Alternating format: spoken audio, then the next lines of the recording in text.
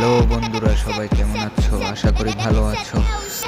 আমি এত কষ্ট করে ভিডিও বানাই, তোমরা আমার ভিডিওতে লাইক কমেন্ট করে সাপোর্ট করো প্লিজ। আমি ওল্ড প্লেয়ার, আমি তেমন ভালো খেলি না। আমি ওয়ান হ্যান্ড সেটিং প্লেয়ার, আমি তেমন